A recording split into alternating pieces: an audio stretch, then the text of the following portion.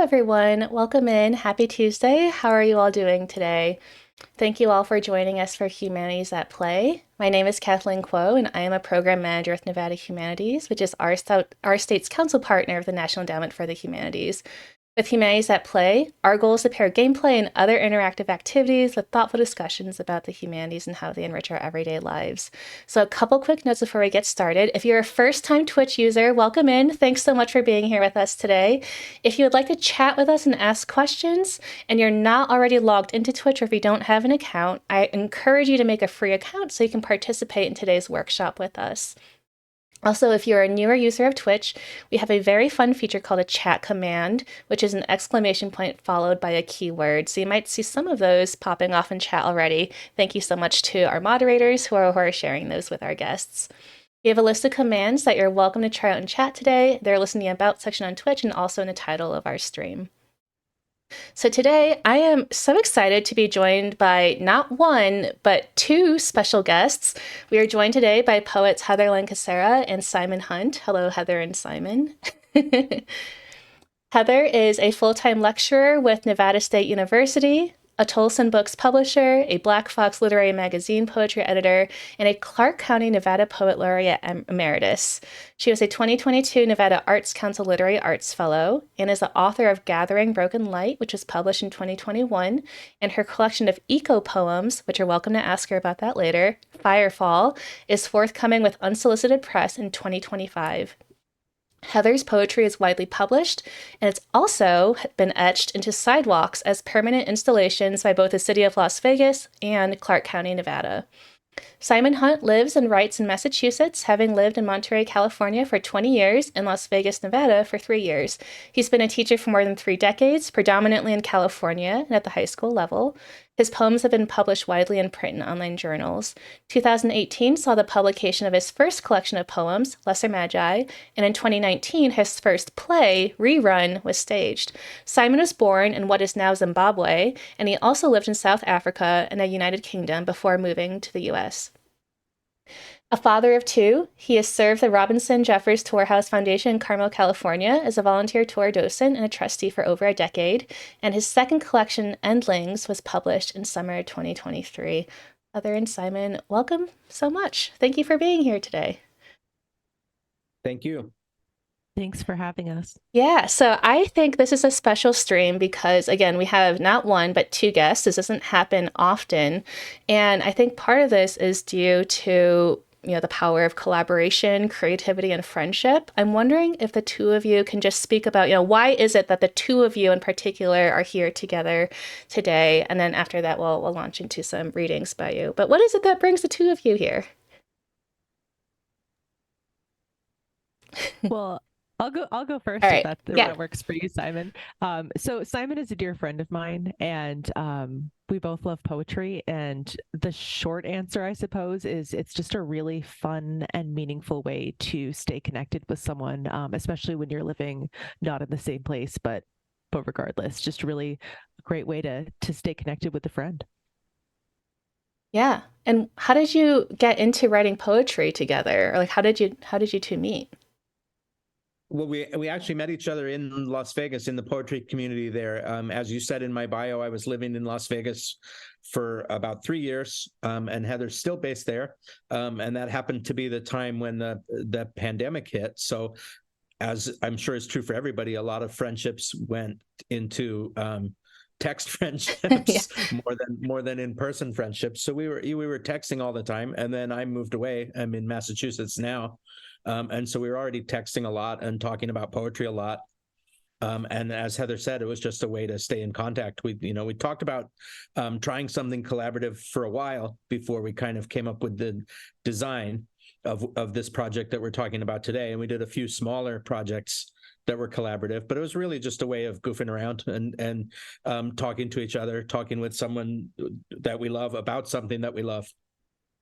I love that so much. And so I think today what we're going to do is we're going to hear some readings from you in a little bit so people can get to know you better as individual poets. And then we'll launch into a PowerPoint where we'll learn more about collaborative poetry and give all of our friends in chat, don't be shy, a chance to try some poetry, collaborative poetry of your own. And then we'll take a 5-minute break. I always encourage breaks in between streams because I think it's so important to hydrate, especially if you live in Nevada during the summer, and stand up and stretch. And then we'll come back for a more focused Q&A with Heather and Simon. So this is where if you have questions about, what eco poetry is, about Simon's play, about anything else, this is where you can ask those questions.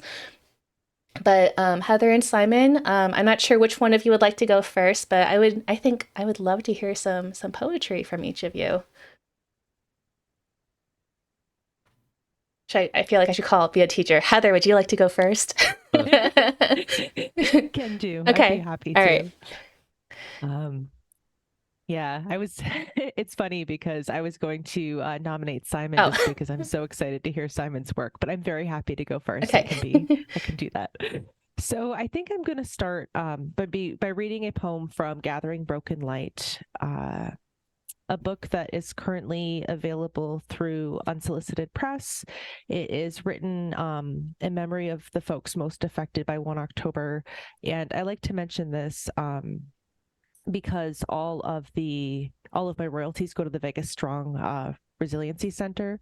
And so I just think it's really important when we're talking about playfulness to, think about community and supporting our community and our loved ones. So I'm going to start just with one poem from there, and then I'll move on to some eco poetry and talk a little bit about that. From Gathering Broken Light. Your hand, a basin lifted up from this earth, brought skyward and emptied of rivers, of pond, of gravity. For this, a quiet kind of love. Promise me you will go on. Feel the percussion of tears, the moon as emptiness traced, and brimming with promise, because both can be true. With dreams being antlers we shed with whims outside of our control. With the fox's tufts of hair being silky pairs of beds, within hungry, prayer-like ears, distant and open for broken ideas once gorgeous. So next, I'm going to read a couple of poems from my forthcoming book, Firefall, which is a collection of eco poems. It's a subgenre, so to speak, of nature poetry, and we'll chat a little bit more about that later. But it is coming out in 2025, again with Unsolicited Press. Waking to an ocean on fire, where morning's first light graces a cheekbone, like an aerial perch for every song we have unsung, follows constellations urgent as blooms of delicate wildflowers, meadows made of never-ending shadows, temperate belongings, absent coasts. We witness our collective breath as wings pinned to maps by gravity, by longing, by quickened stars here, where affection has been hidden in the voiceless whispers found in the ferocity of coordinates, stark and untamed. Upon knowing swan song is myth, this shelter for a moment, what shame was grown into what thicket, what grief, what breath brushed clear to the exclusion of any other, surrounded once more, abandonment saying everything without these tangled verses, performed mouth by mouth, and meshed misunderstandings, bridges too merciful to be permanent. The unlit rock slide, this silent geography. How can we see wind through sediment and light, yet cannot know how jawbone itself might be guttural? Thanks for the invitation to read, Kathleen, and I'm so excited to hear Simon's work. Thank you, Heather. Simon, I'll let you read when you're ready. Thank you. Well, thank you. I'm excited to hear Heather's work too. This is a lot of fun. I have, as you mentioned, I have a book that's just out this summer called Endlings, published in Las Vegas by Zeitgeist Press. So might be easy to get a hold of out there. It's my second collection of poems, and there's a short play in it also.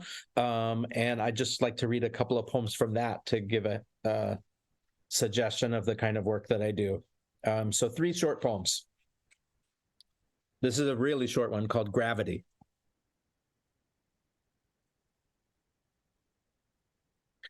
My daughter slipped beside a swimming pool. I watched her hit the tiles, fall in, go under. I walk her and her 2 black eyes to school. Our neighbors look from her to me and wonder.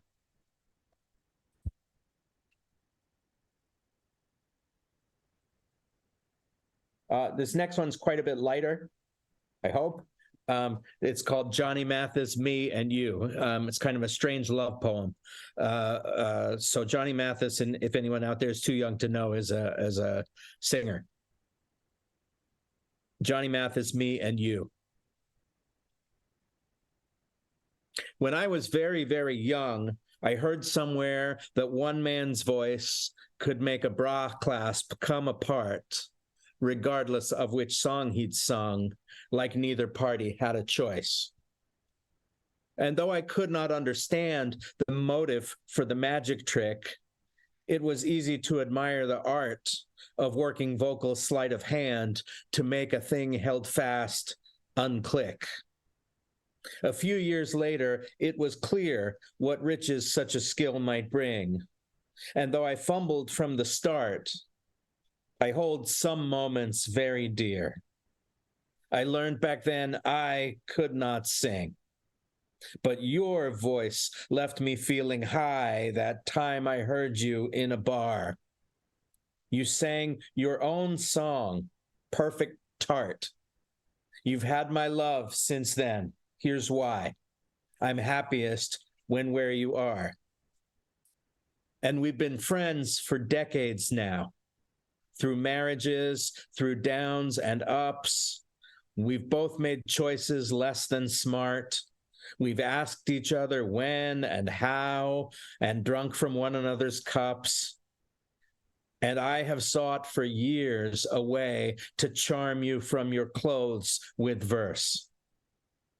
I'm still the ass behind that cart. 2 ironies. That singer's gay. My poems go from sad to worse.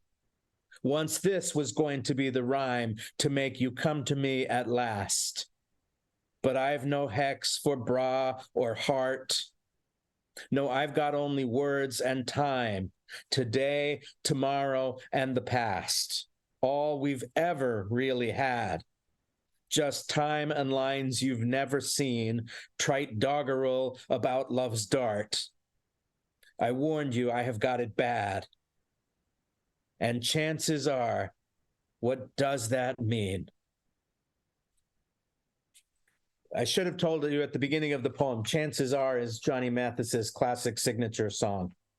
And then I'll finish with the last poem in the book right before the play comes in.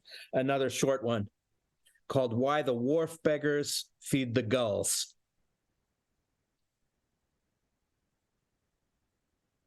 These are not graceful birds.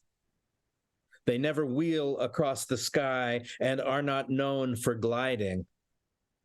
Theirs is a kind of clumsy, flappy flying, as if beginners lacking skill or feel. Consider, though, that folding sea fog wing, the perfect cream-down rich girl white of breast, the spot of red with which the beak is blessed, the canny, hungry eye that seems to say, there are some places only travelers go. For this much bread, I'll tell you what I know. Thanks very much. I imagine a room full of applause on the internet. Thank you, Simon. Thank you, Heather. Yes, we got some cheering. Thank you. Feel free to put all of your cheering emotes in the chat. It's great that we get to hear from each of you individually before we get to hear some examples of your work together. So thank you. So I think what we'll do now is we'll launch into a nice presentation that both Heather and Simon have prepared. This is our chance to learn a little bit more about the genre of collaborative poetry. And then again, we'll save some time at the end for our friends in chat to write some of their own. So let me launch into this.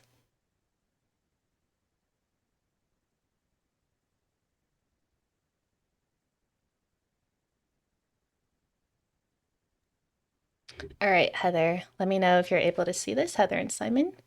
Yep. All right. Looks great. Great. So I guess I will advance the next slide and just let me know when you'd like me to move onwards. And thank you. I feel like I rushed you. Is there anything you'd like to say about your readings before we start our presentation? All right. Onwards. Awesome. Thank you, Kathleen. So, in thinking a little bit about today and the concept of play and games and the like, I was thinking about how before you play a game, you kind of have to know the rules, right? Or you don't. You can make them up as you go, but you at least have to agree then with the person with whom you're playing that you're not going to follow the rules, right? So I thought that maybe we would start just by talking about a couple of the challenges of collaborative poetry and then kind of moving on to like the benefits and the wonders of it.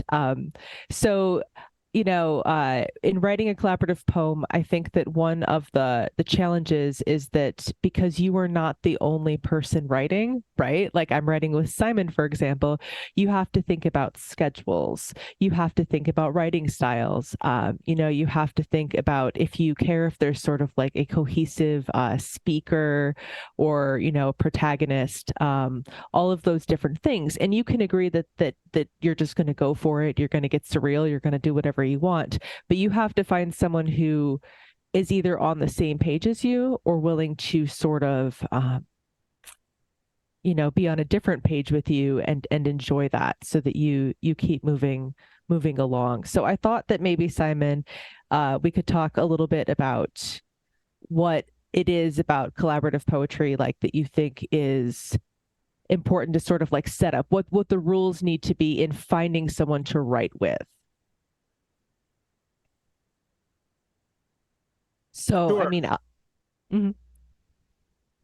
Yeah, no, I think you've said it very well. You have to make sure that you're playing the same game, so to speak.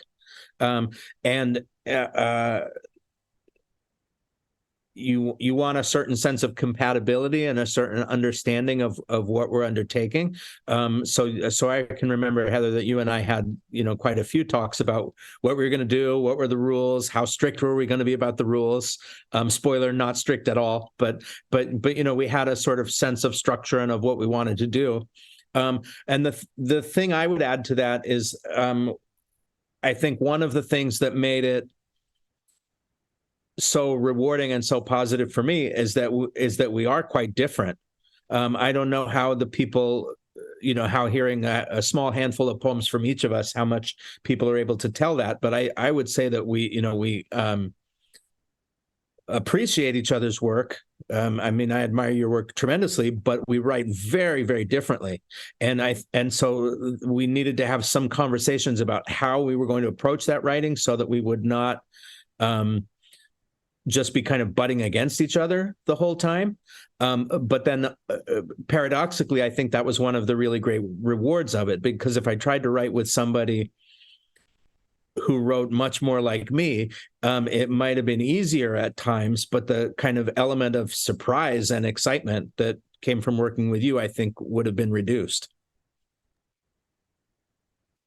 I completely agree with that. And in a couple of slides, I have some notes about like the rules, gentle rules that we had for our specific most recent collaborative poem. But I think that in terms of if you want to write poetry with someone else, so like co-author a poem or have a conversation in poetry, I think that finding someone who you enjoy spending time with is really like one of the most important things. Like, you can do a lot and discover a lot about yourself and your own writing style by writing with someone who writes very differently.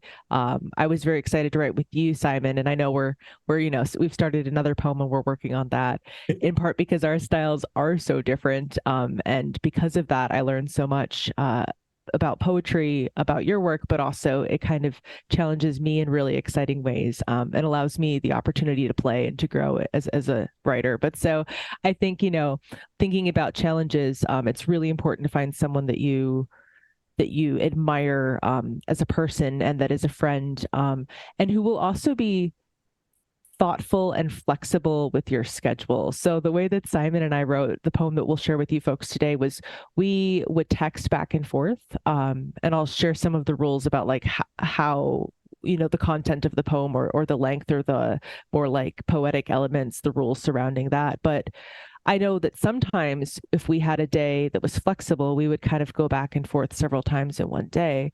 But then let's say that, Simon had a work thing or I had a work thing or we had something else going on. Sometimes we wouldn't be able to respond and continue the poem for, days or maybe even a week. And, we were really compassionate, I think, with each other and with ourselves. And that's really important too, because, it allowed us to keep writing, and not feel, any sort of pressure and just kind of enjoy the process, just enjoy the play part of writing. And so I really, I think that that's something to think about is, do you have a pen pal or it can even be someone you live with, but just someone who you will enjoy conversing with in kind of this unique way.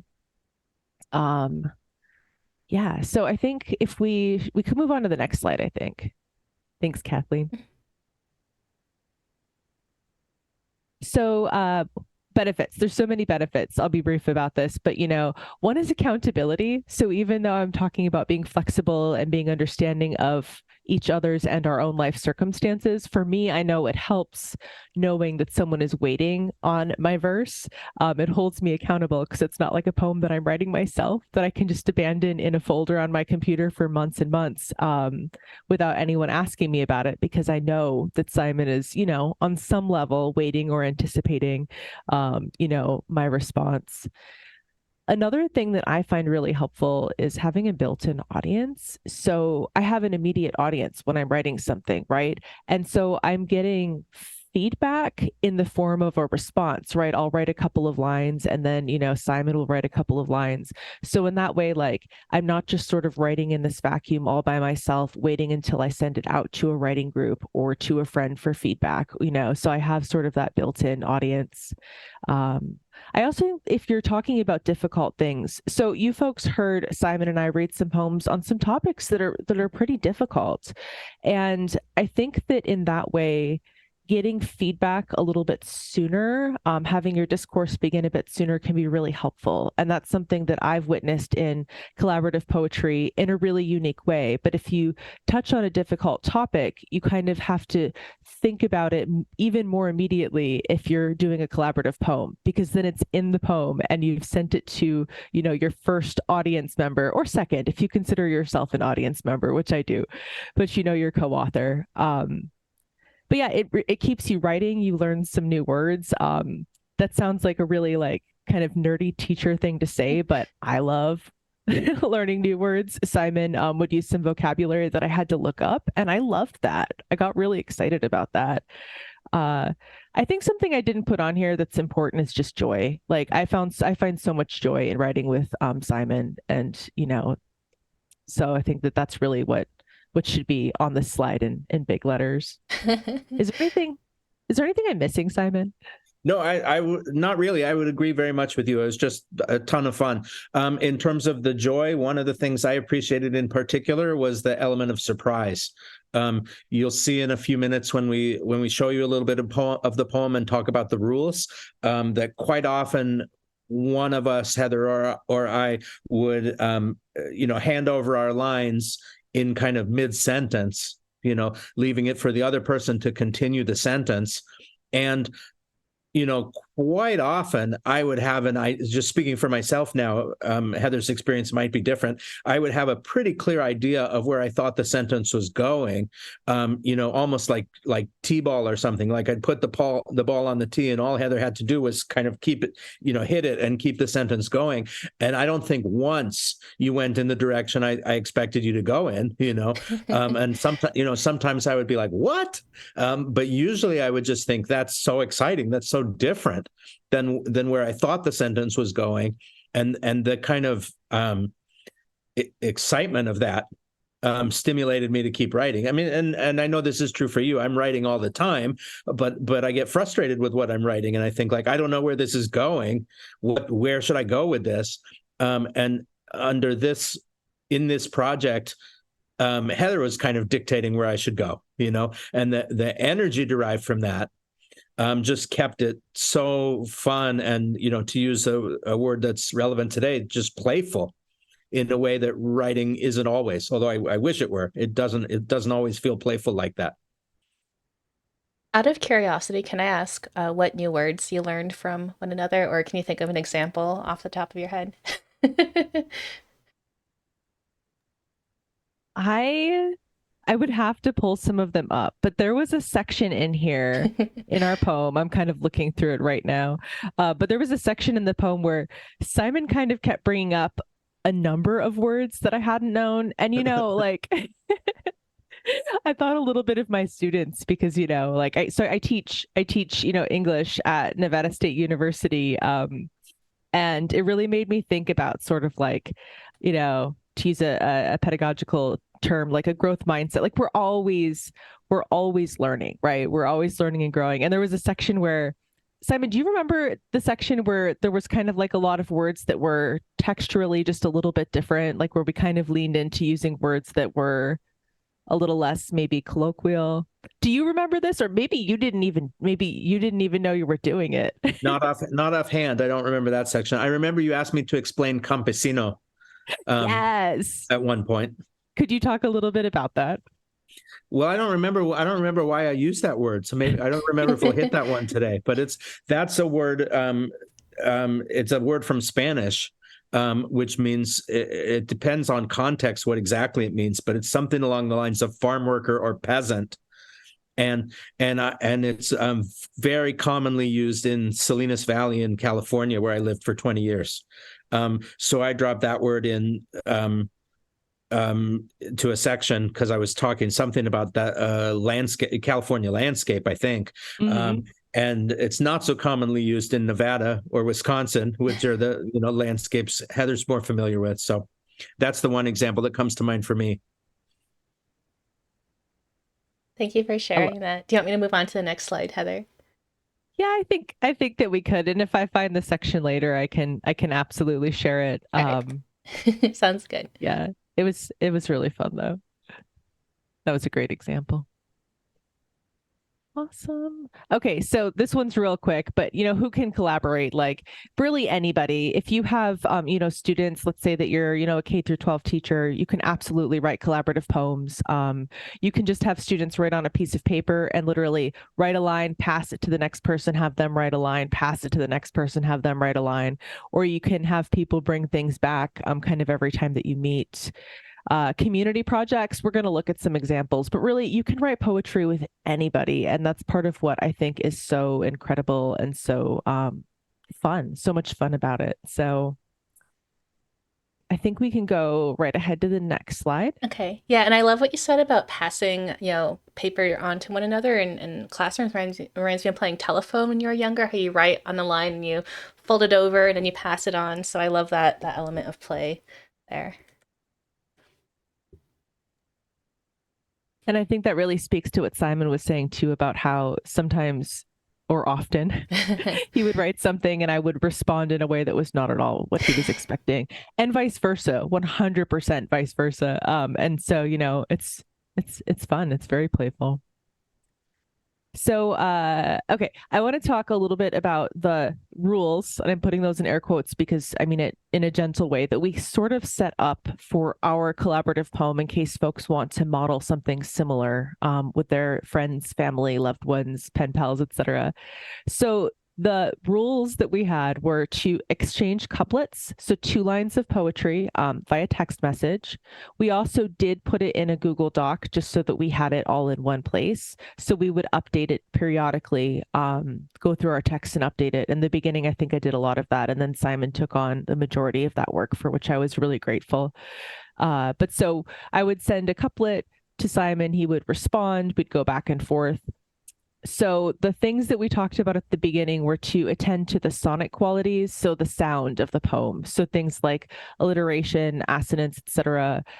Simon writes a lot of really incredible, kind of like more formal verse with attention to meter and oftentimes even rhyme.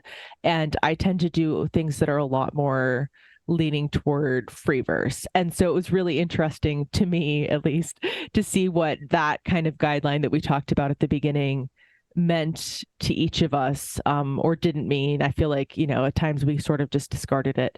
But so that was a gentle thing. We weren't like, we're going to rhyme, every single couplet, but we kind of had sort of that in mind. We had to write 10-syllable lines, which was interesting. Sometimes we broke the rules a little bit. And then we broke it into 10 stanzas. So we would go back and forth 10 line stanzas. We'd go back and forth until we had 10 lines, and then we would break, just so we didn't end up with this really big, unbearable sort of like chunk of text.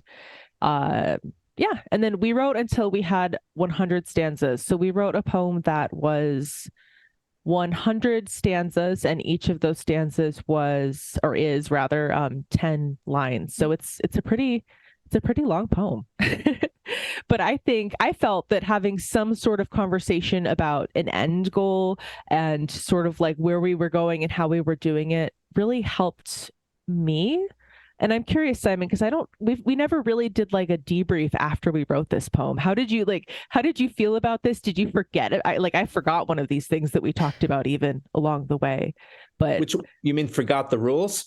Yeah, so like I kind of forgot that we talked about attending to like the qualities of sound. Like, oh no, I didn't. You probably noticed that I did. But yeah, so like did you feel like this was helpful, like to our setup point, like our pre-writing conversation, or did you like? No, I thought it was very, very much helpful. It was I mean, maybe this kind of happened by accident, but I think this list of rules and the way we set it up had a nice balance of structure and coherence, but also looseness and flexibility. As you said, Heather, I tend to write in rhyme and meter. So I think this was this format, this structure was to some degree looser than much of my work is, whereas you tend to write in a very sonically rich free verse. So maybe until you began to ignore the rules outrageously, you were writing a little more strictly, at least in this one sense, than you sometimes do. So that idea of, I don't know, challenging each of us in a way, but maintaining enough flexibility that we could be ourselves at the same time was nice. The way we accomplished that balance, it felt really comfortable and challenging at the same time to me. When did you Awesome. finish this project? I don't know if I asked that. You said you completed it. When did you finish your big 100 stanza poem? It was sometime in the fall, but I don't think I could tell you very precisely when. And we almost immediately started in on another one because I think we were having so much fun with this one that we didn't want to give it up. So we're kind of in the, I don't know, middle. I think pretty close to the exact middle of another one. Nice. I don't know if it's as good as this one, but we were happy with the way the first one came out, and we didn't want to stop, so we just kept working. That's why it's hard to kind of come up with an end point. But sometime in the fall. That's fair. We have a question in chat. I'm going to just interrupt our PowerPoint just to ask this. So the question is, do either of you have a preference on the speed of collaboration, from the quick back and forth in minutes or days or weeks?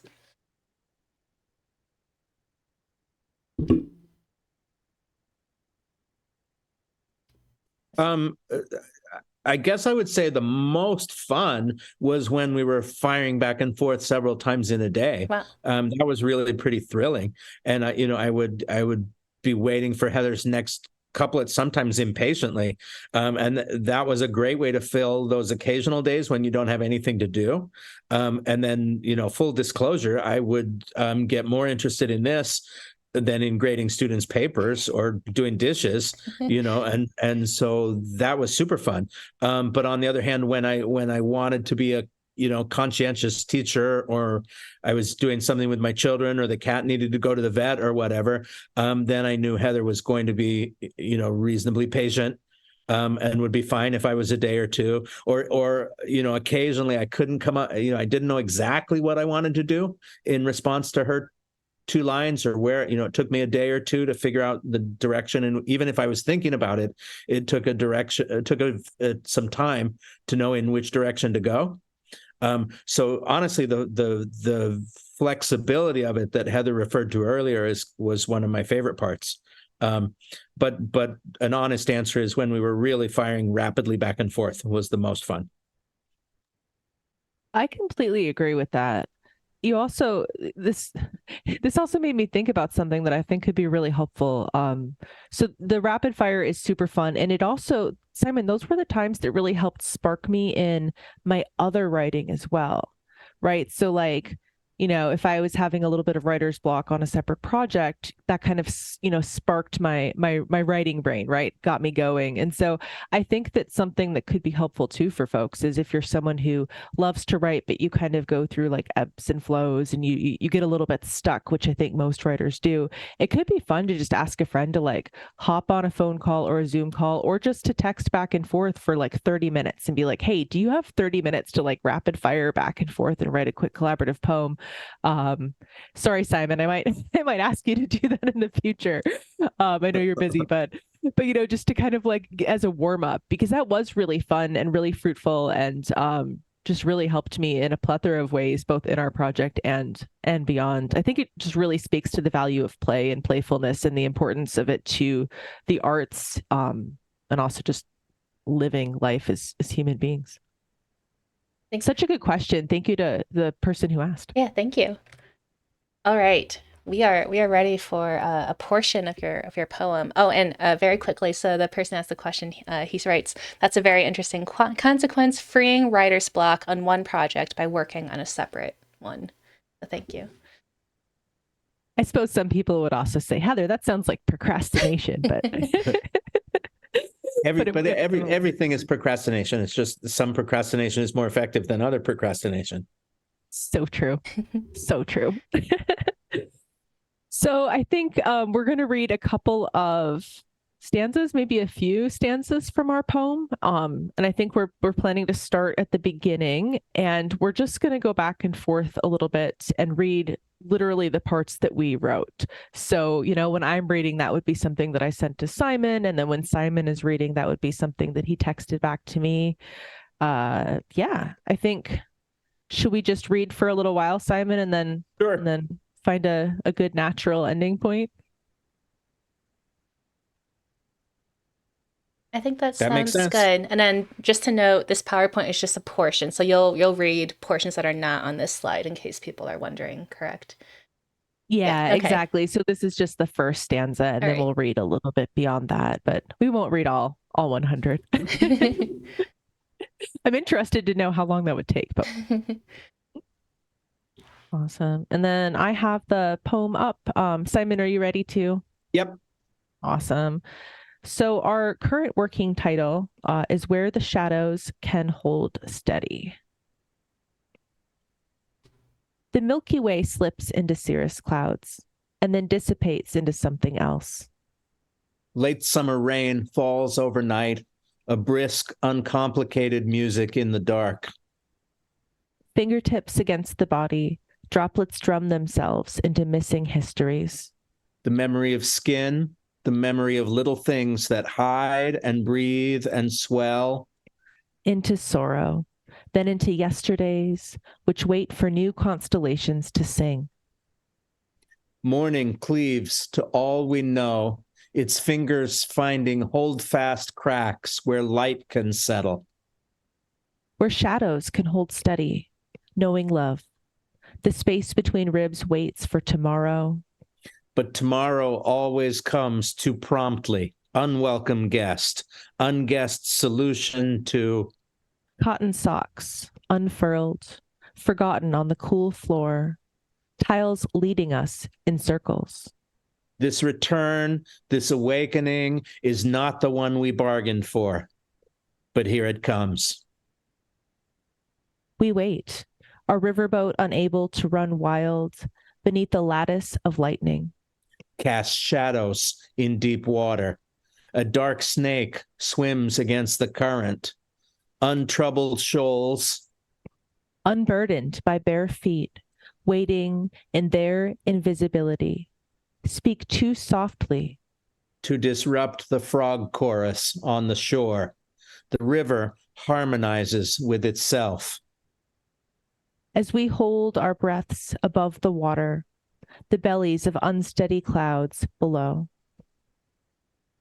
A year ago, in Adirondack chairs and shade, we watched these waters holding hands.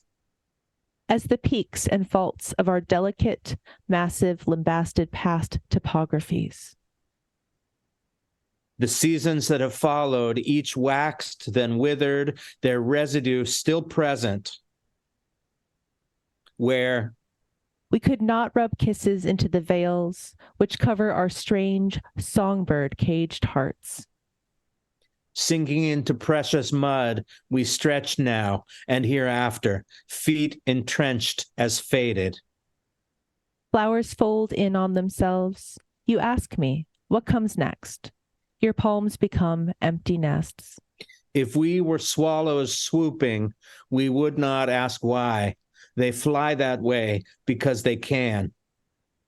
As you walk into the kitchen, your feet against cold tile, no part of your body knows full certainty. Even your fingers tremble sometimes when it rains. We have to decide who we want to be. We need to trim back to our Eden climbing roses. And then I think that might be a pretty good stopping point.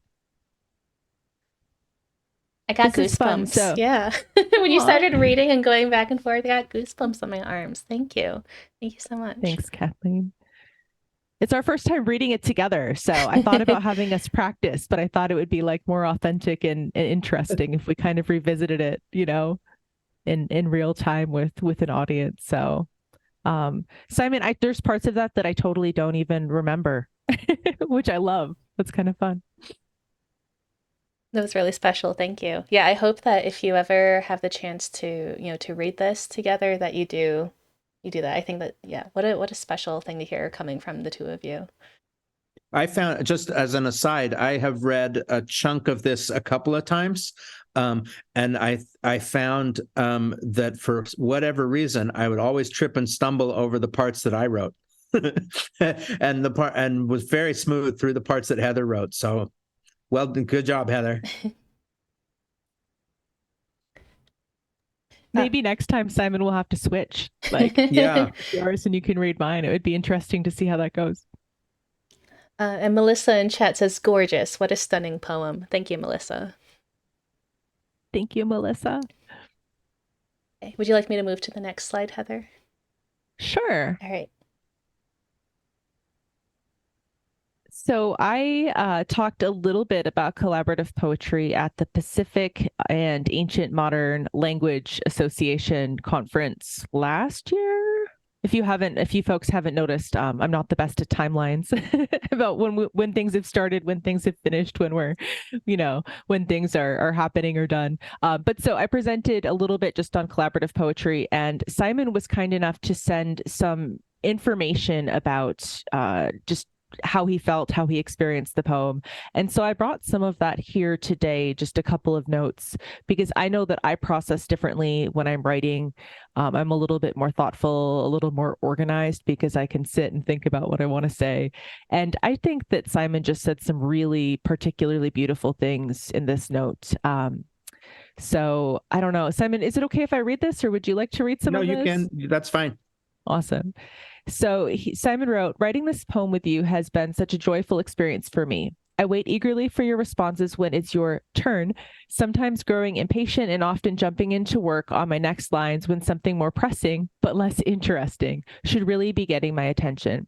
Some of the reasons for the intensity of my enjoyment are social, of course. I like you and have common interests with you, so it's fun to hang out and work on poetry together in the ether of cell phone communication.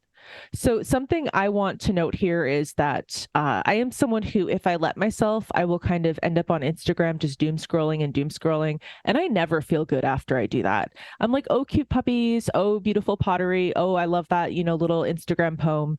But then afterwards, I don't go away feeling good, right? Like, and I think that happens to a lot of us. We kind of get hooked on our phones and the like. And so for me, having something else to do when I'm sitting, let's say at the vet's office with my dog, or, just in between things when I don't have time to start something else, or when I wake up in the morning, having something to do that isn't sort of just doing that doom scrolling on social media has been really, really joyful and fruitful. So I think that that's one of the big benefits for me, at least, of writing, and specifically with, my dear friend Simon.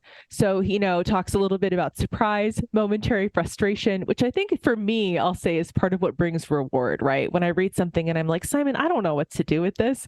And then I work through it and I'm like, oh, awesome. I see what Simon was doing. I love the ways that, I'm challenged by some of what, Simon sends. And I mean that in the most, beautiful, exciting sort of way. So problem solving. So what is poetry for, if not to surprise ourselves and our readers with insight, beauty, and words? And I think that's something really important to remember or think about. Like, I know that my favorite work is when I'm, discovering, I'm writing along the way.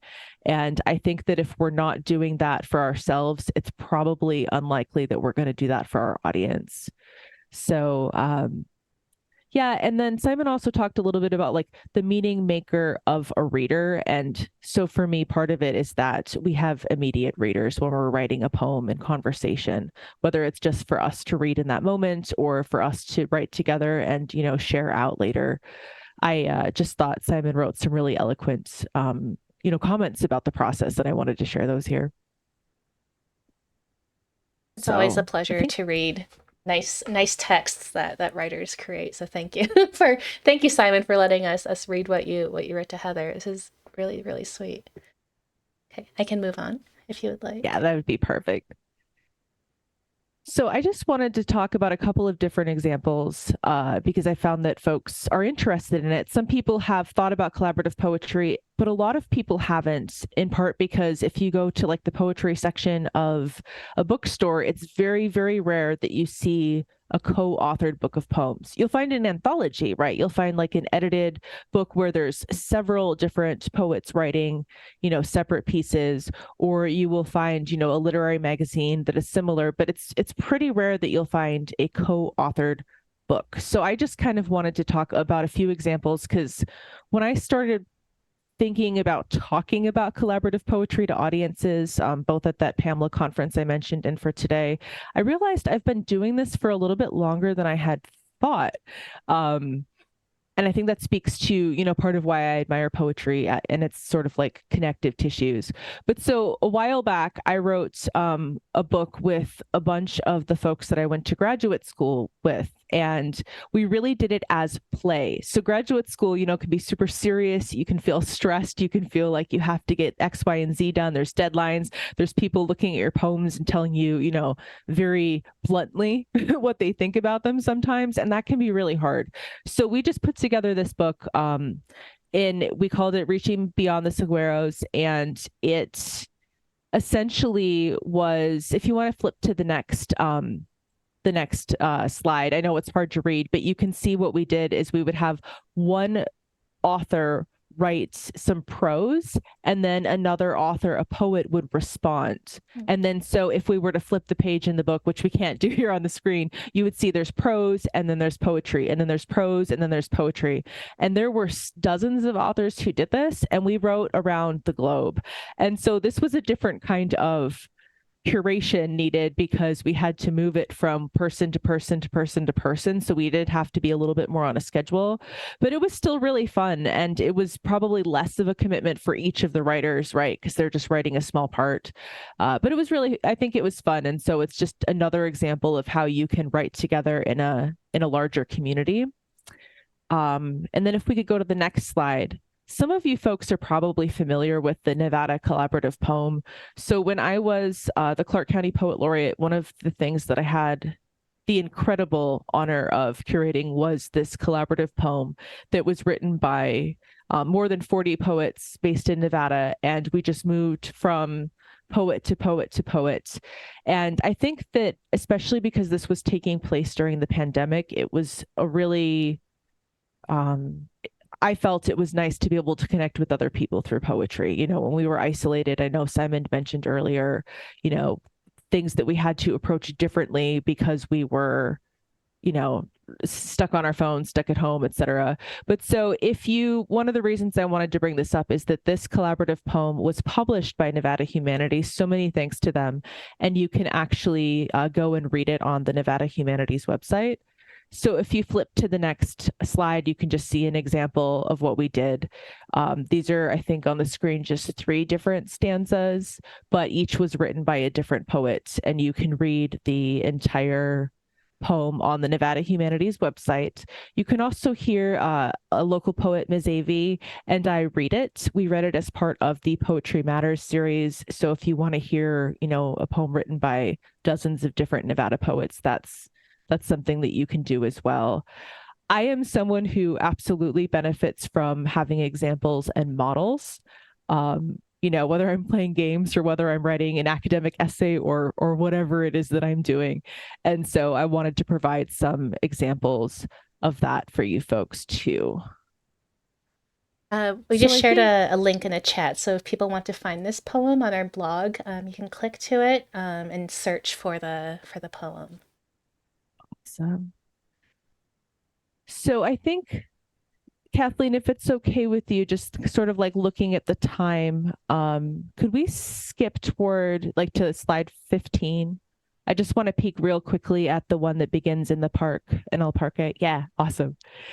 So I wanted to talk a little bit about this poem because this was a poem written, it was Clark County programming. It was senior programming at a senior center. And Nancy and Jill and Sue-Ann and Charlene wrote this poem together, and it is now etched into the sidewalk over at Bob Price Park. So if you're someone who does live in the Las Vegas area, you can literally go and see this beautiful poem that they wrote together. And something that I love about this poem is that it talks, so it's written collaboratively. So it's written as a community, right? But it also talks about the community in which these folks live. And I think that that is just something that's really meaningful and really beautiful, an example of how, you know, poetry is so alive and so relevant today. And it was just such a pleasure to work with these folks and really just hang out with them while they wrote. While they, you know, did their thing. So again, just another example of how you can really write with sort of like anybody and everybody, you know, your neighbors. I love So this. I think if it's okay, should we skip to the last slide and start writing? Yeah, that sounds great. Awesome. Simon, is there anything that I kind of missed along the way? I don't think so. You know, we could see if anybody out there has any questions, but I don't think you've missed anything.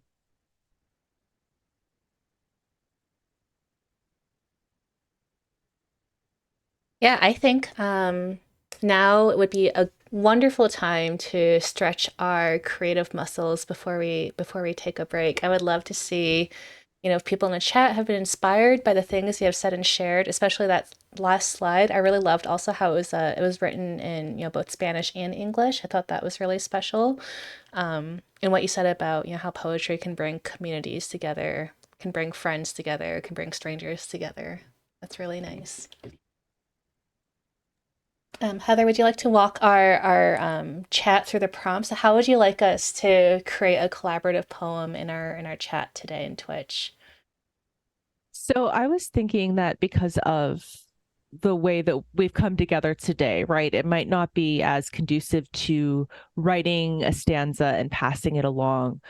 Just because we're on Twitch, and I think some folks are probably pretty actively engaged, but I know some folks also turn on Twitch and then have it on in the background, which I love. I love that as well. I love the flexibility of it. But so my thought was that we could each sort of write a stanza, and then we could gather them in whatever way you think is best, Kathleen. If you think that that's in the Twitch chat, if you think that we should just pop up another link. But I have a prompt here, and so I'll talk a little bit about the prompt, and then maybe we could talk about how to gather the pieces, and then we'll put them together. Yeah, sounds great. Awesome. So the prompt here is to write about something you have done or would like to do in Nevada.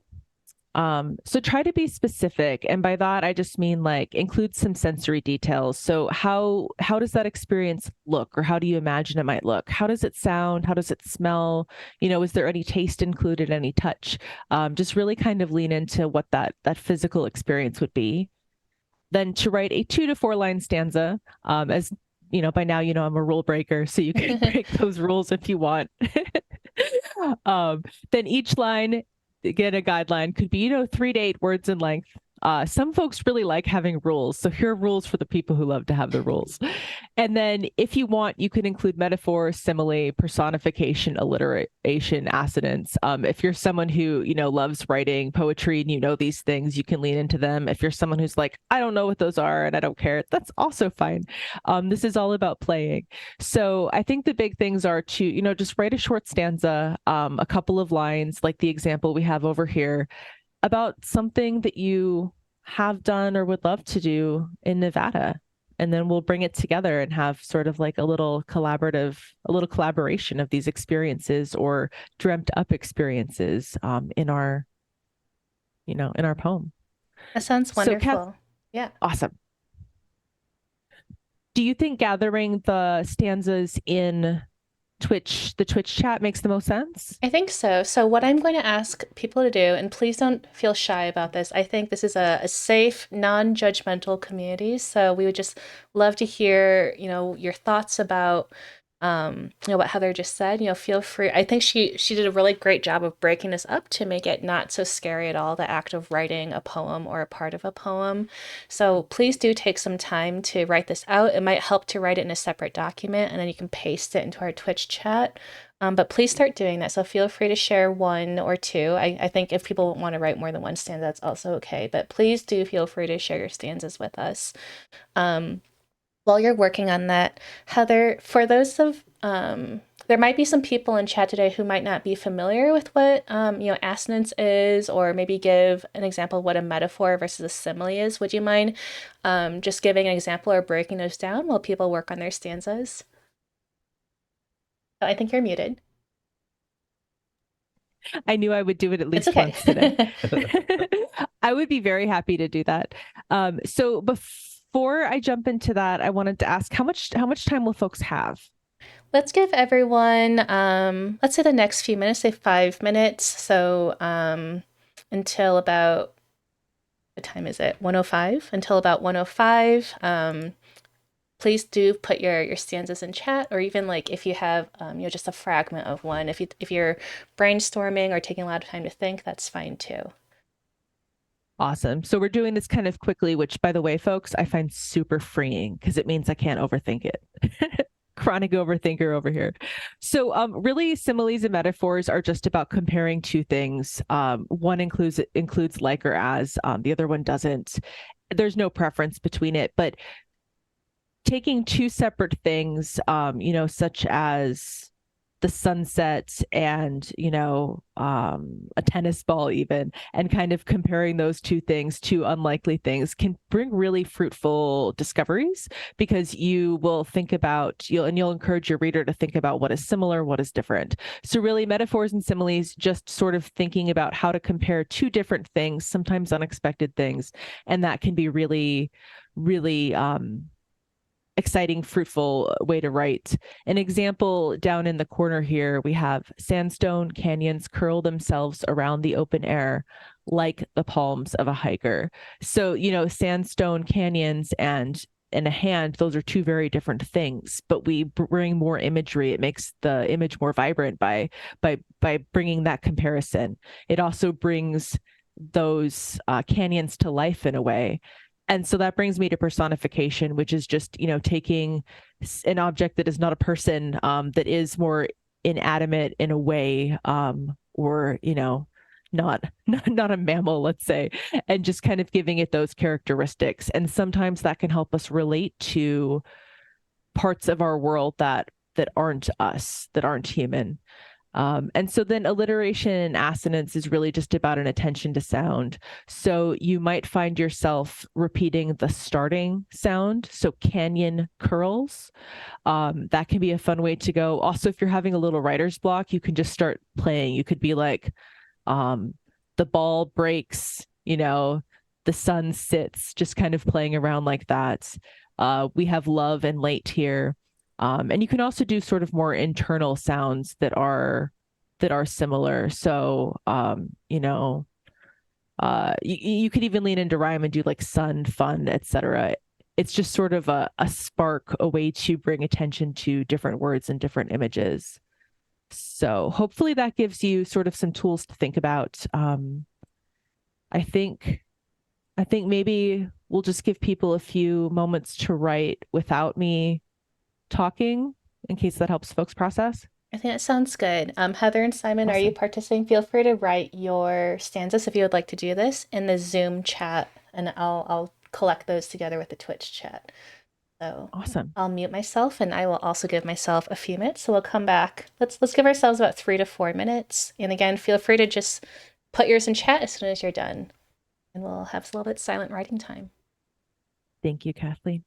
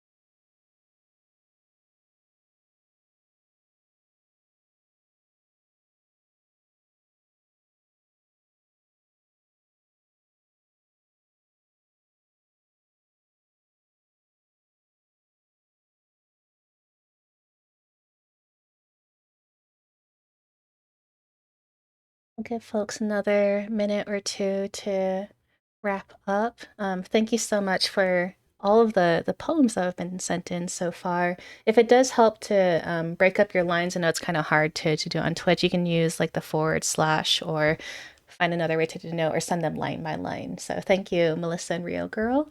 Marshford Maggie, welcome in. If you would like to send more lines, feel free to.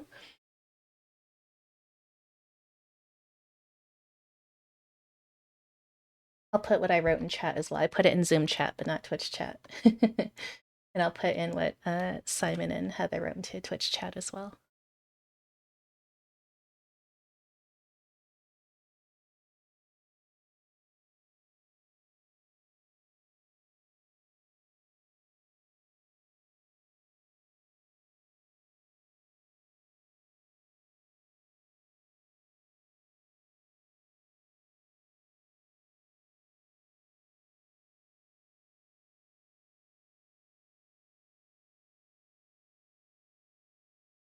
Thank you, Heather. So I think, if people would like to keep sending in their stanzas, please do feel free to. But for now, Heather has compiled everything that we've gotten so far. And I'm wondering if maybe you would like to read it out loud. And then if we get more, we can of course add this to the poem afterwards. But yeah, Heather, would you like to go ahead? Or what are your thoughts so far, I guess, before we get started? Looking over what we've gotten in chat. My thoughts are more just feelings, and that's excitement. I'm very, very excited because there's some interesting combinations and juxtapositions and revelations that come from combining different images and narratives and words and seeing what happens. And so I'm not really having thoughts. I'm just having like feelings. And I've just added 3 more. My goodness. So, okay. Awesome. And I can incorporate those two before we read them, maybe. But Simon, what are your thoughts? Well, I was going to say, I agree with you, Heather. It's just exciting to see things like this developing. And then when you get, again, I'm noticing the element of surprise because the rules we set up here are very similar, or excuse me, are very vague. We didn't say in what order we were going to collate things. It's just sort of accidental, the order in which everything got collated here, and yet things are sparking in kind of interesting ways. To be very to be maybe oversimplistic about it, you got things here describing the natural landscape of the desert. And on the other hand, some others of us focused on, urban Nevada and Las Vegas for the most part, I'm guessing. And that paradox for me was a big part of what life in Nevada was like, the sort of overwhelming nature of the desert, but then there you are in this great big city. And to see those, I mean, there's more to it than that in these stanzas, but just to see those different elements kind of sparking off each other in interesting, surprising, accidental ways is exactly the thrill, the same kind of thrill that I got from writing with Heather. I really appreciate the open-ended nature of Heather's prompt. So I think for people who might not have ever been to Nevada, I know we might have some of those people today in chat, or people who live in other parts of the state. This really lets us, collect your dreams, your aspirations, things that you'd like to do in the future, as well as draw upon your own experiences if you currently live there or previously lived there.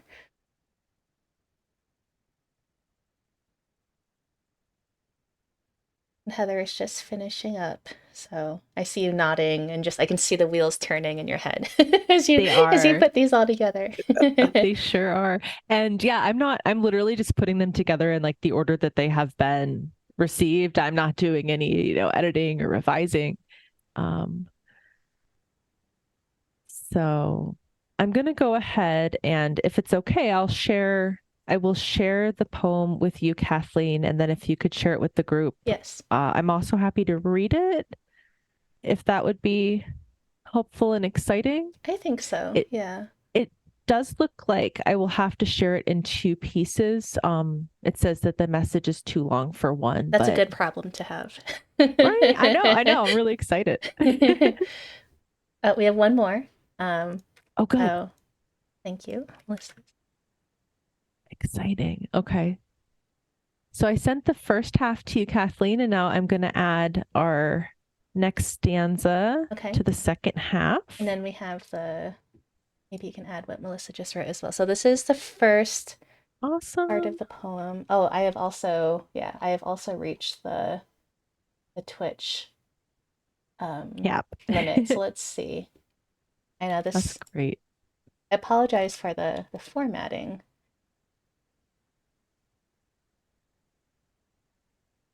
Yeah, the line breaks will just be, technology affected. I know. So everyone pretend this looks very nice. I think we'll find a way to make this look better later. Okay, so I will this. Oh, we got one more. Oh my goodness. Okay, Heather, here's one more. That's awesome. Okay, all right. My heart is so happy right now. Yes, don't stop. Okay, so let me make sure this. And I do know we're taking a break eventually. Mm-hmm. So maybe we could, put it into a slide or something. I could put it into a slide very quickly or something that we could then share if folks want to be able to see it all together. So, okay. So Kathleen, would you like me to read it now, or what do you think works best? Let's take a very quick break. I love your idea of taking a break, and maybe during this break, people can kind of look through this. But then once, maybe we'll format like a nicer slide or something, and then we'll start off after the break by reading our poem, and then we'll have our really lovely Q&A with you and Simon, and then we'll end stream from there. Wonderful. I think that sounds great. Okay, so I will take us to the break screen. Everyone, thank you so much for all your contributions. If you want to type in more after, during the break, please feel free to. But I'm going to just start our 5-minute break while you, go get some water, stand up and stretch, and we'll be right back.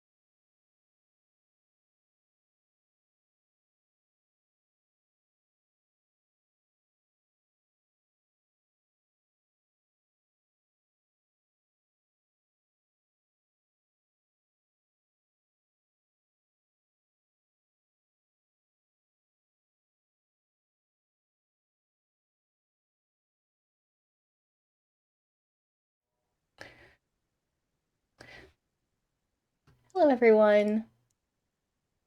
I hope you had a great break. While you were on break, we put together our collaborative poem into the slide that you see here on Twitch.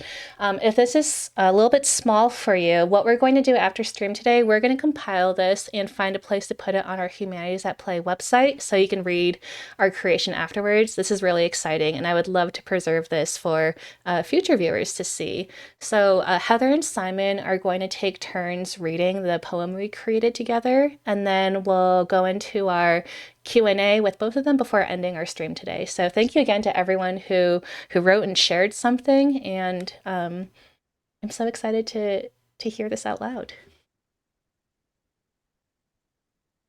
Heather or Simon, who would like to go first? I'll go ahead and start us off. Sounds good.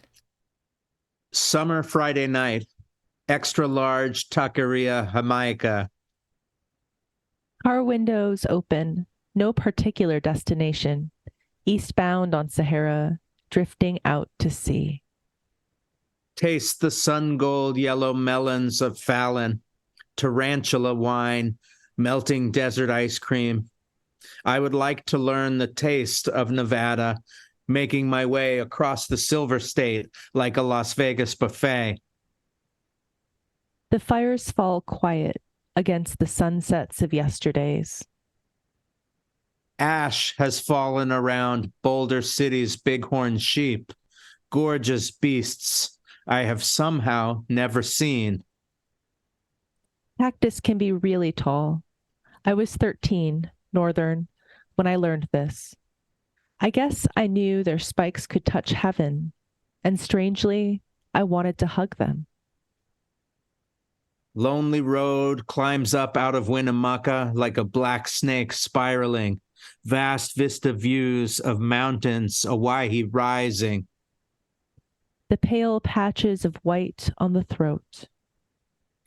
In the sweltering summer, the changing August air breathes gently. United at hand softly, we walk through the fields of change.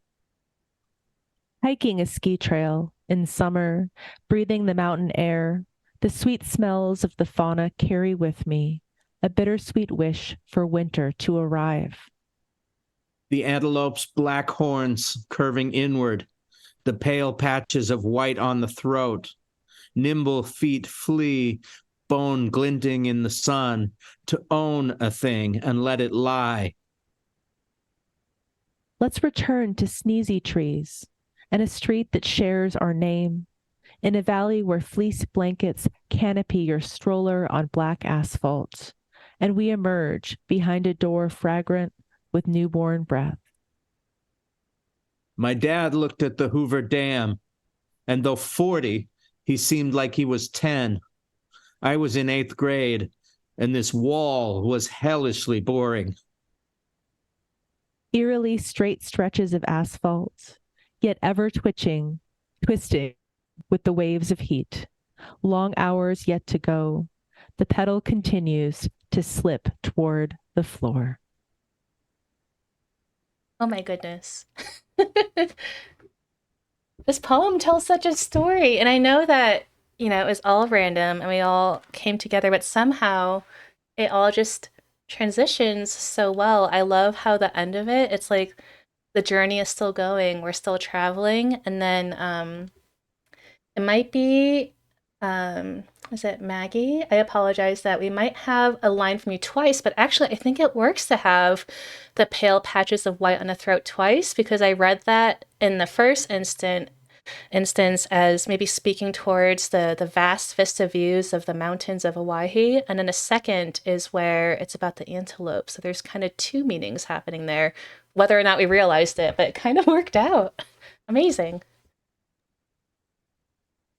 Yeah, I literally got chills while reading your folks' verse. This is amazing work. I feel like I'm in all of these different places. And isn't it interesting the narrative that is sort of curated that just emerges from the poem as we move from place to place and are steeped and anchored in those gorgeous and beautiful and occasionally scary moments?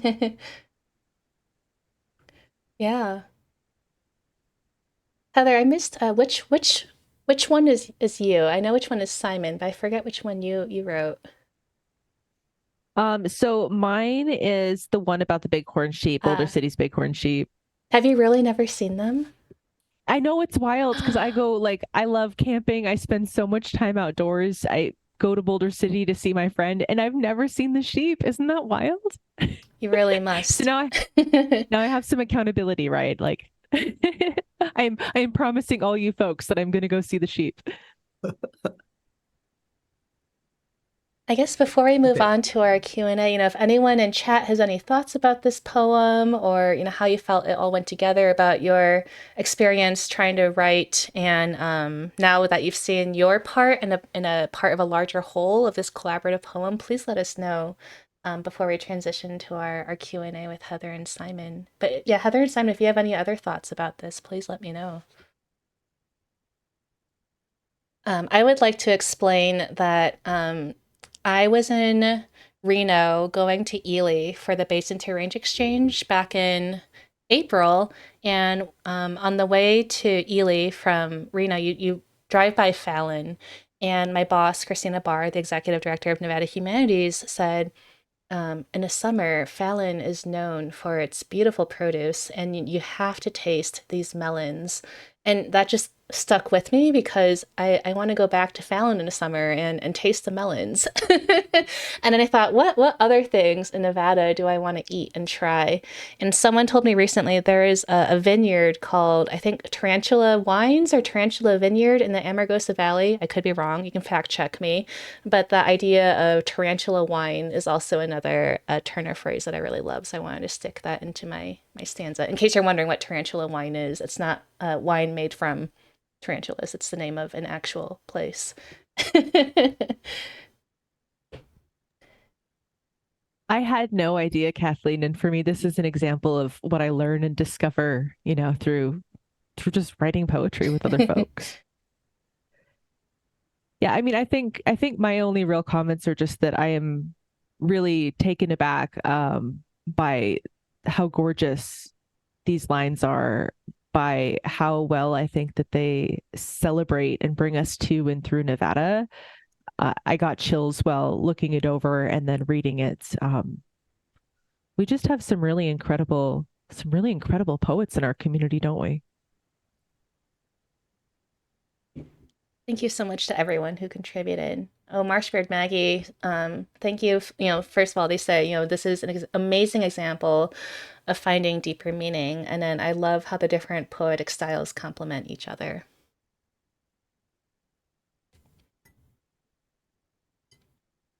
Absolutely. I hope we all feel, give yourself a virtual like hug or pat on the back. This is, yeah, really, really lovely. If you don't feel good about anything else today, I hope you feel good that we created something really special. And like Heather said, sometimes it's hard when you doom scroll, but knowing that, we created poetry together with strangers across the internet, across space and time, this is really special. So I'm glad that we had this opportunity to do so. And yeah, Marshwood Maggie says, from the slightly comedic Hoover Dam poem to the sumptuous tarantula wine poem, it's gorgeous.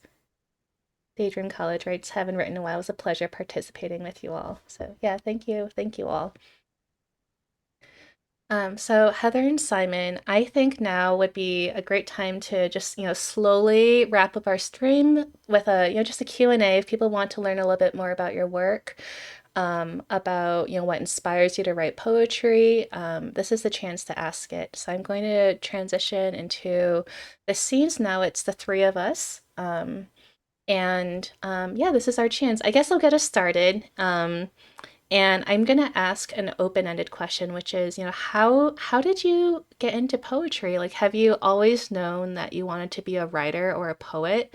I think that not everyone, maybe when you're like 3 or 4 years old, I don't think you ever think, when I grow up, I want to, write a play or, publish a collaborative poem. So what choices or things along the way have led you to where you are today?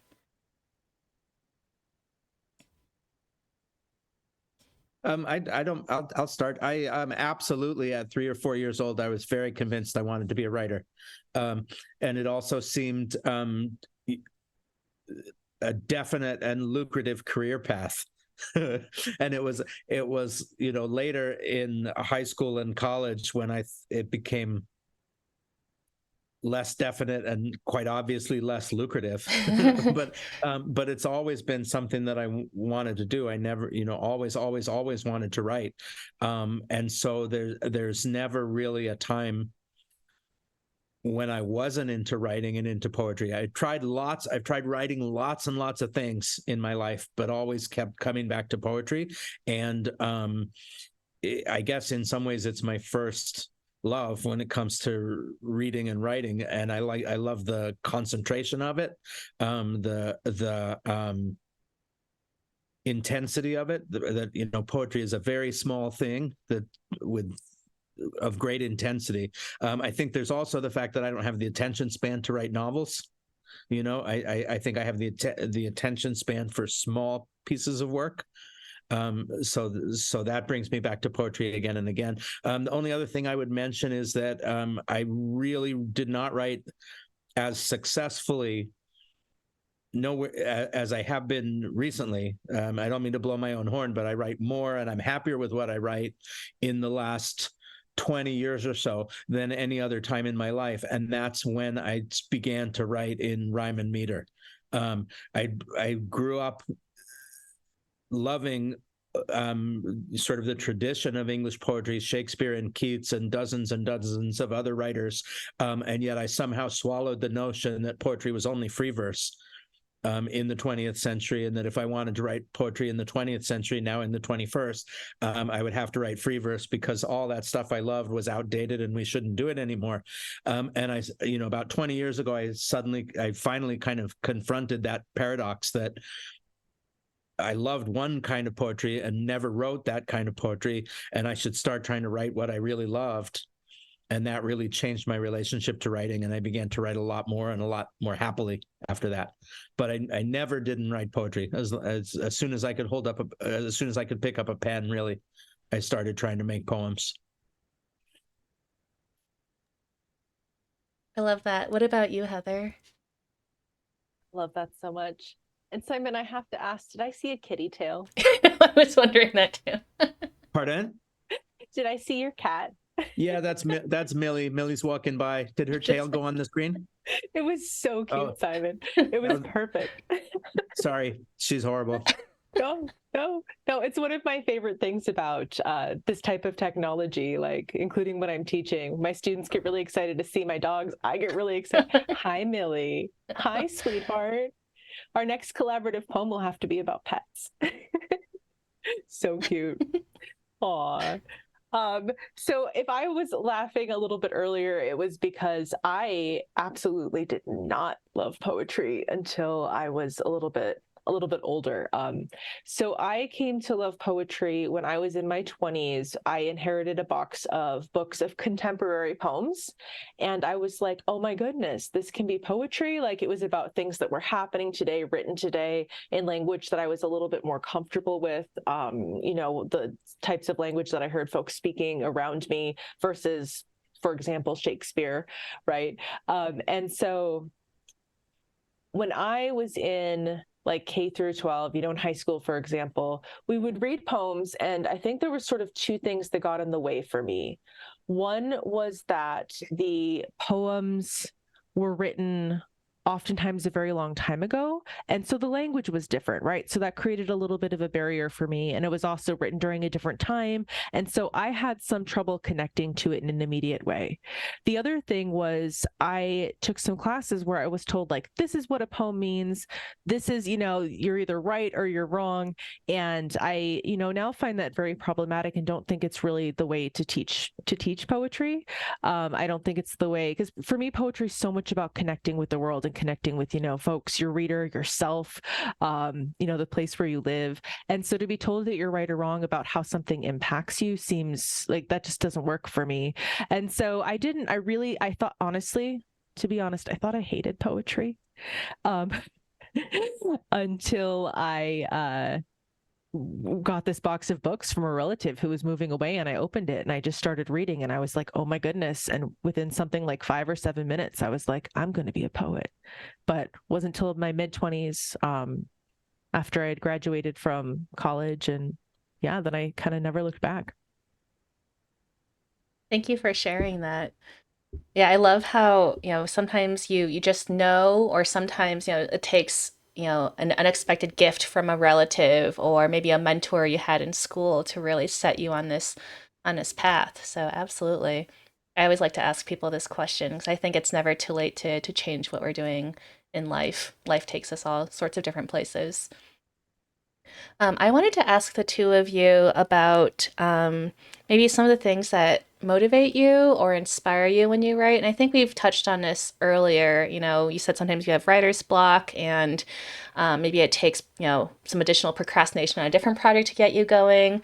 I think this is something that stops me too. I love being creative, but sometimes I just, sit and I'm faced with this blank screen and I'm like, I don't even know where to begin. There's so many places, like where do you, even start? So I'm wondering, how the two of you, how do you begin your poems or projects? And maybe that might help people in our chat or, who are listening today, if they're stuck on something or if they just want to get started writing, like what are your sort of tips? And this is by no means, like the only way. This is just, how did the two of you get started or inspired?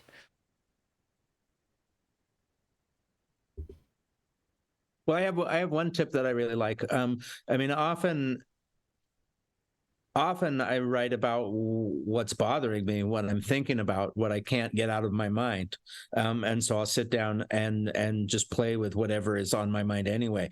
But then there's another time, which is that writer's block time when I haven't written anything in a couple of weeks, and I feel like, dang it, I like to write poetry. Why aren't I writing any poems? And a trick I like at that moment is to I got this from a poet, Dave Mason. He said, if you're trying to write a poem and it's not working, think of another poem you're trying to write that's not working and point them at each other. Take two ideas that that are not working and point them at each other and see how they spark against each other. And that works for me. Another exercise I do sometimes when I just feel like I want to write something is and I can't, nothing will coalesce, is to pick a form of a poem, to pick a form and just start putting words into the form. And see what happens. As Heather mentioned earlier, I write a lot in forms.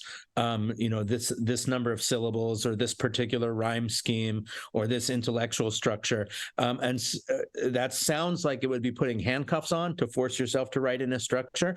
But I actually often find it very freeing, because I'm not thinking about the words or the importance of my own feelings or something like that. I'm just playing, and once I know what the shape of the box is that I need to fill, then I can fill it cheerfully.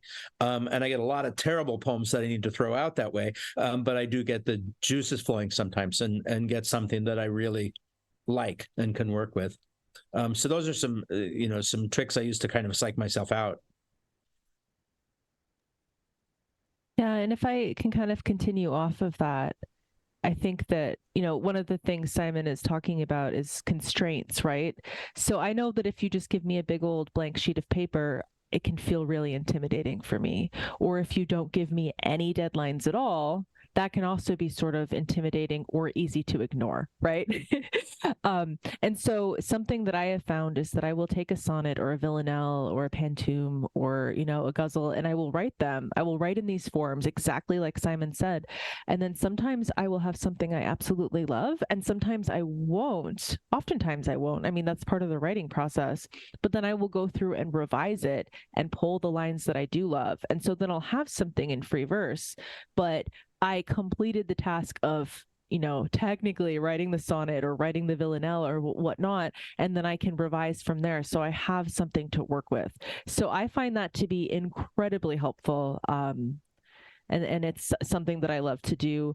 I also find that I think I kind of have like maybe three other sort of related thoughts. One is that I'm very introverted, yet I do find social situations to be motivating. So by this, I mean, like, if I have a group of friends with whom I workshop, even if it's just from email, and we're like, okay, we're going to exchange our poems on the first of the month.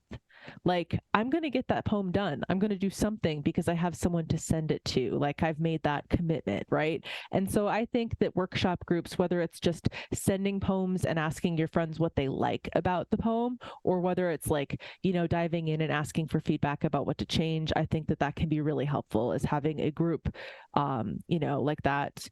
I used to think about open mics in the same way, but then I was like, I can just read my old poem for an open mic, so it doesn't work as well for me.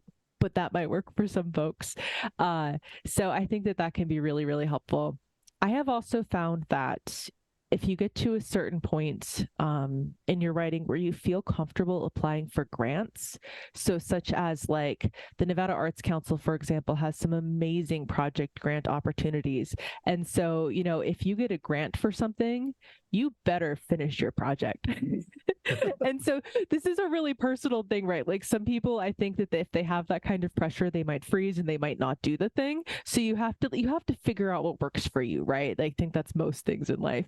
But for me, I found that incredibly helpful. Like I've gotten project grants from the Nevada Arts Council, for whom I'm like just wildly grateful. But so, if I say I'm going to finish my manuscript or going to write a manuscript for them, I'm going to do it, like, because I'm grateful for their time. Also, I went through the application process, so it helps hold me accountable, right? And yeah, I think those are really important. And then finally, so Simon talked a little bit about how for a while, Simon, you weren't writing the poems that you loved, right? Like you were trying to write free verse when really you loved like more formal poetic forms.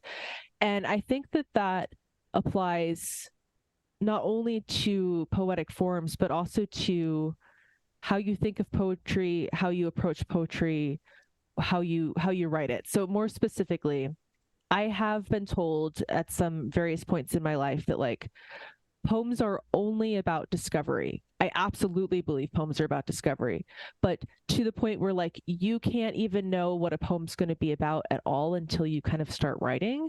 And that's where I find sort of the hiccup, because let's say I want to write a manuscript about a certain part of nature, or I want to write a manuscript that kind of thinks about a social problem that's happening, a societal problem. Like for me, having kind of that guiding point can be really helpful. And so it's a balance, because a poem does need to be about discovery. I think that's where my best poems come in, I think. And also when I'm reading a poem, what I love the most when I discover, but also kind of sort of having a topic can also be very helpful for me. So all of this is to say, I think that sometimes we have to sort of interrogate what we've been told or taught in the past and try to kind of go completely against it, be a rebel, break the rules, and do what we love in order to be productive. So I think another good writing, like writer's block approach, can be to simply think of something someone told you about poetry or anything else, and then to write about the opposite. So maybe that's like the rule breaker in me, but I find that to be like a really fruitful prompt, so to speak. Heather, I kind of wanted to follow up. So when you're talking about writing about, like, I don't know, like a societal problem or something like that, maybe this is now a good chance to maybe ask you about eco-poetry and eco-poems for those who might not have heard of this before. I know that I learned about this genre of poetry through you last summer. So I'm sure there are others in chat who may not have heard of this before. And I think it's a really lovely way when people think about how creative works can be used to inspire or motivate change for good, or change that might have like a lasting impact on our society environment. That's kind of what this is. Awesome. Thanks for asking. Yeah. And I feel like when I really started to think about different elements of like environmental justice or social justice, or just things that really mattered to me, for me, it helped refine who I am as a poet and really brought me to like a next level. And so my current project is an eco poem, an eco poetry collection. And so eco poetry is a subgenre of nature poetry. And so anytime you have definitions like this, like people will argue over it, people write entire like PhD dissertations over it. Language matters, what you call things matters, but like I also think that we should be flexible about terms. But so, a nature poem oftentimes is really defined as anything that takes place out in nature, and so then people are sort of like, well, human beings are nature, et cetera. Yes, you were right, but so, nature poem is a very flexible definition. And so ecopoem is in a way also somewhat flexible or, debatable. But what it really comes down to, I feel, is moving beyond the human world and thinking about what happens that isn't human centric. So the things that are not human centric. So instead of thinking about like taking a walk with, let's say, your crush, and you're walking through the flowers and the flowers are all a metaphor for your human love, it's looking beyond, sort of trying to look beyond the constraints that we place on these things, or what the metaphor means when we think about it in terms of like human emotions. So it could be something, as straightforward as writing a poem about like the way that litter harms sea turtles. Like that would absolutely be an eco poem. Or maybe there's this place that you love that's going to get torn down to build a building. Like that would absolutely be an eco poem. And so oftentimes they have these sort of like environmentally conscious messages in them, but there's definitely a scale. So you don't have to like come in and hit someone over the head and be like, straws are bad, you're killing turtles, knock it off. You know what I mean? Like you can sort of explore and inform people about the non-human worlds. And of course, where it gets complicated is we can't remove ourselves completely, right? We are human beings. So we always bring that lens to whatever it is we're writing about. And that's perfectly fine. But I think for me, like the big defining factor about an eco poem is trying to look beyond the human world and look at the other creatures and living things that we're surrounded by. So and yeah, like so it can be anything from contemplating the effects of wildfires to climate change to all sorts of things. And yeah, and I think for me, this was absolutely one of those acts of like, no, I'm going to write about a thing. Like I have a very soft thesis in my head about the direction that I want to go. And I'm going to allow myself to write poetry that absolutely leans into discovery, but where I've at least kind of like set myself in a certain path versus just sitting down and writing. Thank you for sharing that. Simon, I was wondering for you if your poetry informs or influences your other types of writing. So you've written a play, right? Are there other projects you're working on that are not poetry, but maybe are inspired by your work as a poet? Well, yes, I don't know. I think so. I agree really with what Heather was saying a few minutes ago about working with a group of people to keep yourself writing. And I've got a couple, as Heather does, I have a couple of different situations like that. Heather being one of them. Kind of texting with Heather is one of the things that kind of keeps me honest and keeps me writing. I participate in an online workshop, mostly for poetry. And then here in Massachusetts, I'm in a writing group that meets every week. And so coming back to your question, I mostly work in poetry, but that group works kind of alternately. 1 week is on fiction, 1 week is on memoir and nonfiction, and then a week on poetry. They kind of alternate among those three. And that means that 2 weeks out of 3, I'm writing in genres that I have much less experience in.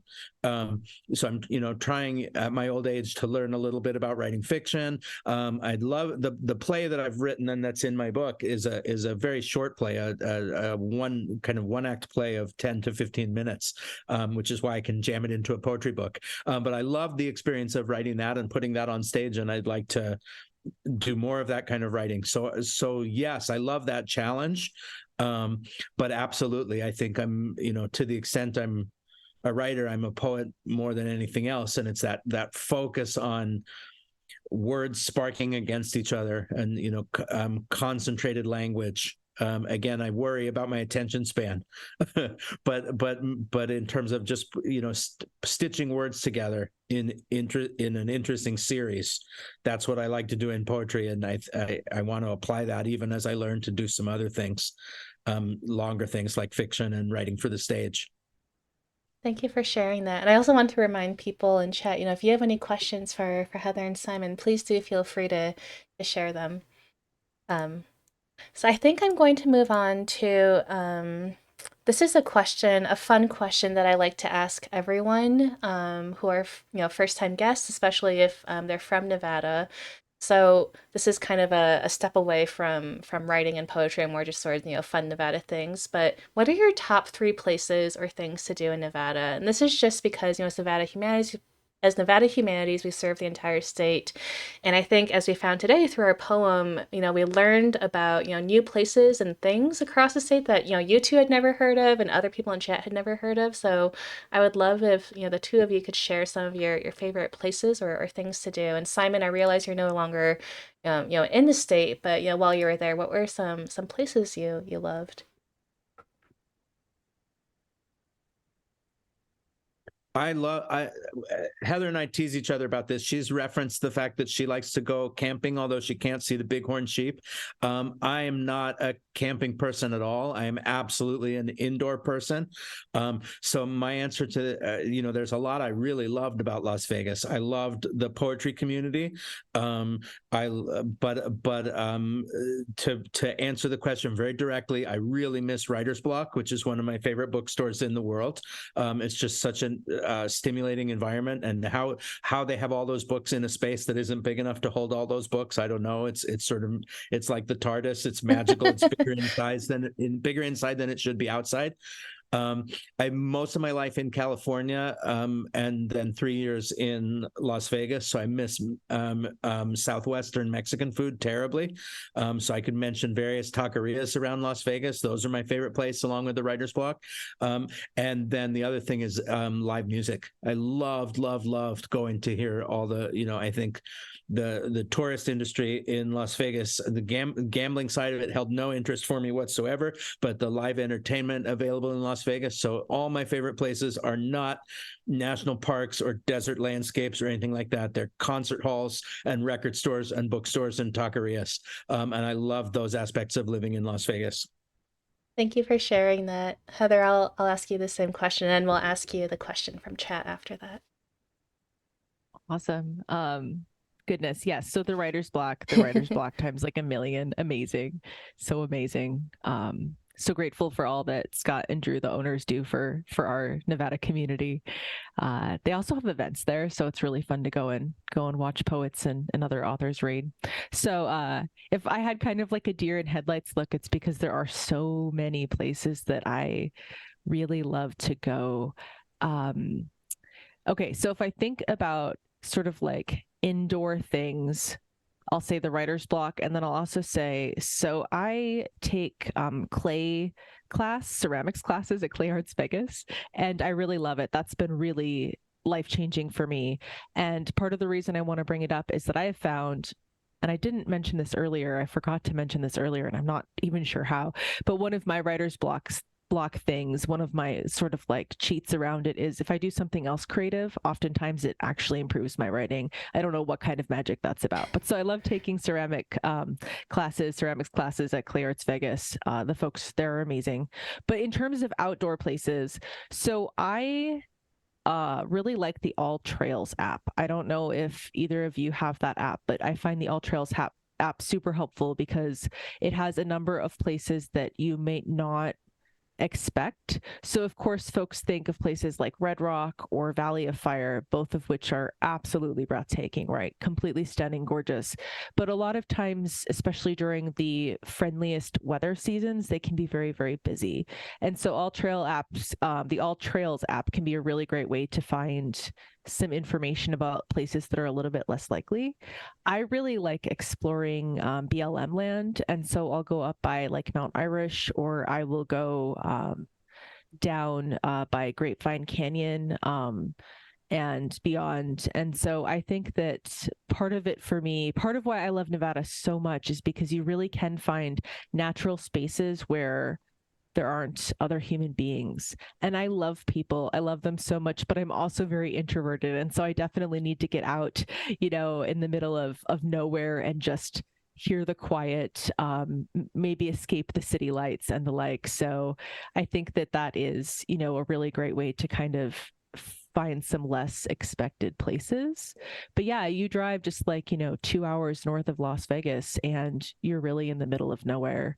Of course, I say this with the disclaimer, please be safe. Please don't do it in the middle of summer. Please let people know where you're going. Please know there's a ton of places in Nevada where you do not have cell phone reception. And so you always need to be safe, but there's a lot of, BLM land that you can go out on and adventure on and just spend some time alone. But if you're looking for sort of like less remote adventures, I definitely recommend checking out Lake Mead and the surrounding areas. There's some amazing trails down there, including a slot canyon. Like that's a pretty close slot canyon. So yeah, just really excited for it to cool down a little bit so I can get back out there. Thank you for sharing that. And yeah, I definitely used the All Trails app a ton during the early days of the pandemic. So definitely recommend. Melissa has a question. Heather, can you talk more about the poems that were etched into the sidewalk? And I believe we showed one of those on a slide earlier. Um, but yeah, if you could talk about your poems that have been etched into sidewalks and those other poems, perhaps that would be wonderful. Yeah, I would be super happy to do that. So, sort of two projects I think were mentioned in my bio. So one is the city of Las Vegas etched one of my poems into a sidewalk on 3rd Street in Las Vegas. And that was a collaboration with the city and Poetry Promise. And so I want to give a huge shout out to Poetry Promise. They are a nonprofit that helps bring poetry to the Southern Nevada community. So Bruce Isaacson plays a major role in that. Vogue Robinson did a lot of work with them as well. So a lot of Clark County poet laureates have really helped sort of bring poetry through Poetry Promise. So that is a group to absolutely check out. They have a weekly, every Saturday, online and sometimes in person workshop or kind of like open mic style group where people bring poems, and just an incredible community. So want to give a big shout out to them. If you're not familiar with Poetry Promise, you should definitely check them out. So grateful for all that they do. But that said, so one of the things that they did was they curated a number of poets, and they gathered their poems, they curated their poems, and then they had them etched into the sidewalk in Las Vegas. So I was really deeply grateful to be a part of that. But my favorite part is going and walking and seeing everyone else's poems. So it's super cool that you can find poetry in the sidewalks downtown Las Vegas. The other project was through Clark County, Nevada. So after I was the poet laureate, they asked me to do another program, some senior programming. And so I went to the Cora Coleman Senior Center and held a class, and folks wrote poems. And it was really neat because it was folks who'd been writing for decades, and then some folks who'd not written poems for many, many decades, like who felt like they were brand new to poetry. And so we wrote together, and then Clark County Public Arts had both their collaborative poem and then one of my poems etched into the sidewalks at Bob Price Park. And so this is really, I think these projects are examples of how much support of the arts matters from, organizations, whether it's, government organizations, City of Las Vegas, Clark County Public Arts, and then all of the things that organizations like Nevada Humanities do, like bringing the arts to people. I'm so deeply grateful for the folks who work so hard to make that happen. If there's a specific question about them being etched, I'm happy to answer. I wasn't super involved with the technical process, so if someone's like, "How do I etch into the sidewalk?" I actually don't really know how they do it. I know it's quite a process, but I'd be very happy to go on that adventure and learn more about it. No, thank you for sharing that. I was going to say, if anyone has any last questions, feel free to ask them in chat. I know our time here is slowly coming to an end, and I'm so very grateful for Heather and Simon for spending your time with us today, for teaching us more about your your beautiful project and upcoming projects, I guess, coming up involving collaborative poems. And I was wondering, before we leave today, is there a place that someone could go, if they want to read your finished poem later, if they want to keep in touch with the two of you? What is the best way, now that I'm sure we have many brand new Heather and Simon fans here, if they would like to read your future poetry, how can they do so?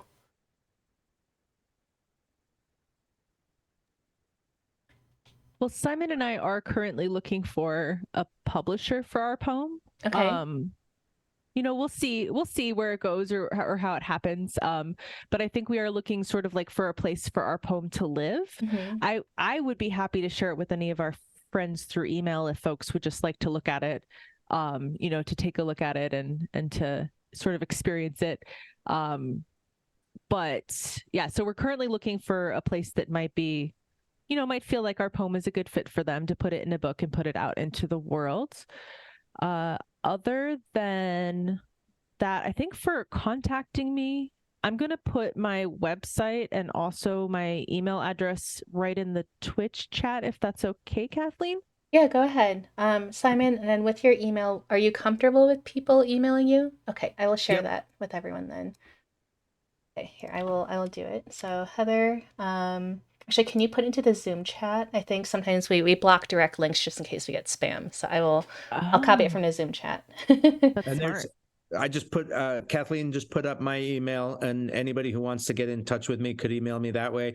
If you're interested in my books of poetry, I could tell you how to get them.